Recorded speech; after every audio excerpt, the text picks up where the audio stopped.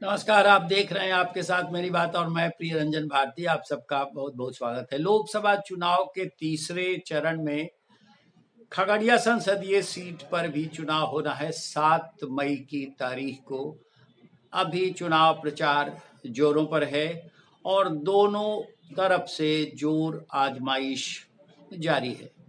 Khagaria seat 1957 में अस्तित्व में आया था। ये 7 नदियों के लिए चर्चित है। यहाँ गंगा, कमला बलान, कोसी, बूढ़ी गंडक, काली कोसी, कदवा, बागमती, ये सारी नदियाँ तबाही मचाती रही हैं। और आपने सुना होगा बाढ़ के दिनों में यहाँ भयंकर प्रलयंकर बाढ़ आती है और यहाँ से विस्थापित हो जाते हैं लोग। एक बड़ी समस्या विस्थापन की है। रोजगार के लिए बिहार छोड़कर लोग दूसरे जगह पलायन कर जाते हैं। लेकिन अभी संसदीय चुनाव है और संसदीय चुनाव में मुद्दे हावी हैं, मुद्दे गरमाए जा रहे हैं। इस बार समीकरण भी थोड़ा उल्टा पुल्टा हो चुका है और उल्टे पुल्टे समीकरण के साथ चुनाव की रणभेरी जब बजी है तो बाजी झटकने की कवायद में दोनों ओर से जोर आजमाइश पुरजोर तरीके से की जा रही है। मैं आपको बताना चाहूंगा कि ये संसदीय क्षेत्र कभी यहाँ से 1998 में 1989 से 91 तक रामशरण यादव चुनाव जीते थे। 1996 में जनता दल के अनिल कुमार यादव जीते। 1998 में शकुनी चौधरी जो भारतीय जनता पार्टी के प्रदेश अध्यक्ष सम्राट चौधरी हैं, उनके पिता यहाँ से चुनाव जीते। 1999 में जनता दल की रेणु कुशवाहा यहाँ से चुनाव जीती और 1999 में उनके बाद फिर 2004 में रविंद्र राणा जीते। 2009 में मधेपुरा के निवर्तमान सांसद जो मधेपुरा में अभी चुनाव लड़ रहे हैं जनता दलियों के प्रत्याशी के बतौर, वो दिनेश चंद्र यादव चुनाव जीते थे। और 2014 से यहाँ बाजी पलटी। लोक जनशक्ति पार्टी के महमूद अली कैसर यहाँ के प्रत्याशी बने और वो चुनाव जीते। 2014 में उनके मुकाबले तब मुकेश साहनी प्रत्याशी थे विकासशील इंसान पार्टी के, लेकिन इस बार वो पाला बदल कर महागठबंधन में हैं, तेजस्वी यादव के साथ धुआंधार चुनाव प्रचार कर रहे हैं। बात यहाँ की जब चुनावी समर की होगी तो निश्चित रूप से ये भी देखा जाएगा कि प्रत्याशी कौन कौन है। ये सीट लोजपा रामविलास को गई है, यानी लोक जनशक्ति पार्टी रामविलास की ओर से चिराग पासवान ने यहाँ नए उम्मीदवार राजेश वर्मा जो कुशवाहा समाज से आते हैं उनको खड़ा किया है।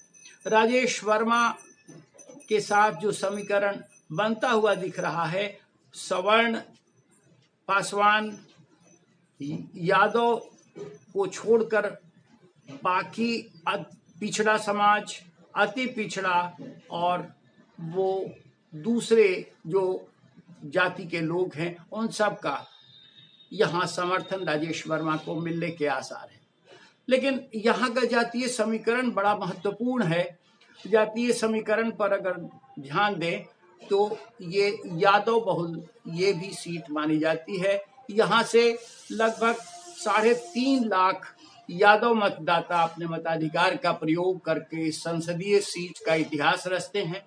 मुसलमानों की आबादी भी करीब 1.5 लाख बताई जाती है।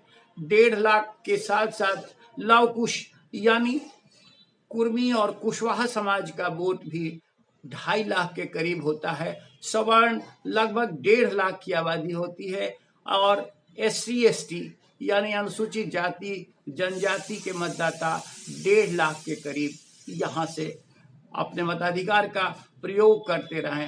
पासवान समाज का वोट लगभग यानी पासवान जाति का वोट 1 लाख के करीब यहाँ माना जाता है।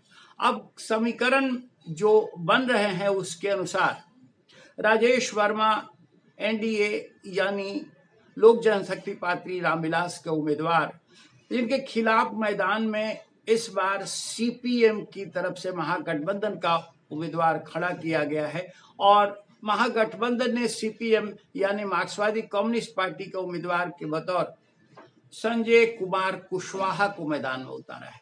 संजय कुमार कुशवाहा जो एनडीए का आधार वोट है, लौकुश समाज का वोट, उसमें विच्छेदन करने की कोशिश करते हुए नजर आ रहे हैं। उनके साथ एक महत्वपूर्ण तथ्य ये शामिल होता नजर आ रहा है कि महमूद अली कैसर जो निवर्तमान सांसद थे लोजपा के खगड़िया से, उन्होंने टिकट नहीं मिलने के बाद पार्टी छोड़ दी और वो राष्ट्रीय जनता दल के में शामिल हो गए हैं। राष्ट्रीय जनता दल में शामिल हो जाने के साथ जाहिरा तौर पे उनका झुकाव और उनकी कोशिश ये होगी कि महागठबंधन का उम्मीदवार यहाँ भारी पड़े और महागठबंधन की जीत सुनिश्चित हो। इस लिहाजा वो संजय कुमार कुशवाहा के लिए काम करते हुए प्रतिबद्धता से नजर आ रहे हैं। लेकिन अब कुशवाहा समाज का कितना वोट वो दिला पाएंगे और कुशवाहा समाज कितना हद तक टूट करके एनडीए से अलग होकर आरजेडी यानी महागठबंधन और इंडिया फ्रंट के साथ जा पाएगा, ये देखना महत्वपूर्ण है।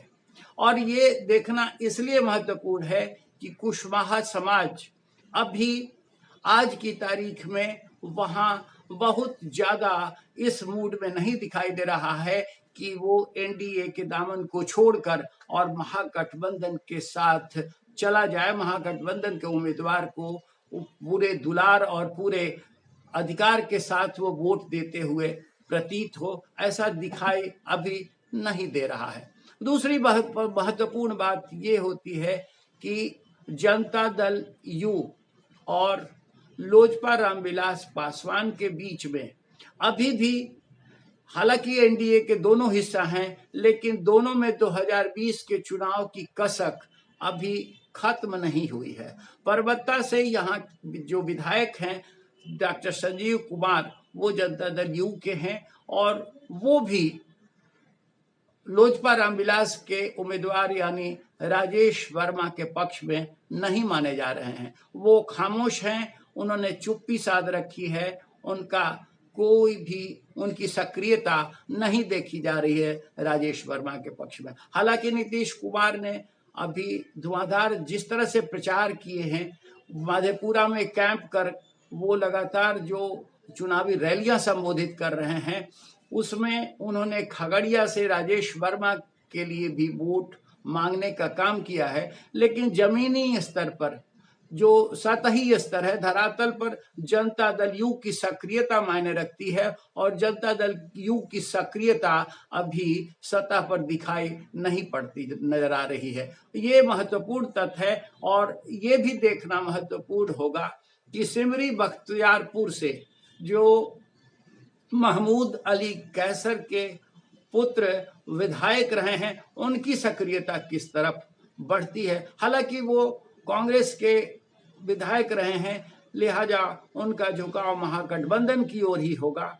लेकिन साथ साथ जो समीकरण बनते हुए नजर आ रहे हैं, उसमें एक चीज और खास मायने रखती है कि प्रधानमंत्री नरेंद्र मोदी का मोदी मैजिक और मोदी की गारंटी का यहाँ कितना प्रभाव पड़ता है। अभी 2 मई को प्रधानमंत्री की दरभंगा में रैली प्रत्याशित है। वो दरभंगा में आते हैं तो उसके साथ साथ किन क्षेत्रों के लिए, किन संसदीय सीटों के लिए महत्वपूर्ण रूप से वो एनडीए प्रत्याशियों के पक्ष में वोट की अपील करते हैं, इसका भी बहुत बड़ा असर हो सकता है। अभी चुनाव में देरी है, कम से कम सप्ताह भर का समय बाकी है और इस तपिश में, इस कड़कड़ाती और लू के थपेड़ों के बीच में जो चुनाव का माहौल गर्माता जा रहा है, उसमें क्या परिदृश्य बनेगा, ये थोड़े और समय के बाद पता चल पाएगा, लेकिन अभी दोनों ओर से पूरी तैयारी है और दोनों ही तरफ तलवारबाजी का माहौल बना हुआ है। देखना महत्वपूर्ण होगा कि नतीजे किस करवट बदलते हैं, नतीजा क्या आता है। महमूद अली कैसर जो आरजेडी का दामन थाम चुके हैं, उनकी कोशिश परवान चढ़ती है, या राजेश वर्मा जो एनडीए के प्रत्याशी हैं, जिनके पक्ष में ये भी एक माहौल बनाने की कोशिश की जा रही है कि ये स्थानीय नहीं है, ये बाहरी उम्मीदवार हैं, इसका कितना असर पड़ता है ये भी देखना महत्वपूर्ण होगा। लेकिन नतीजे हमेशा यहाँ एक रवानगी के साथ निकलते आए हैं और इस बार भी कोई न कोई ऐसा ही अप्रत्याशित नतीजा जो आने वाला है उसकी तरफ लोगों की नजरें लगी हुई हैं।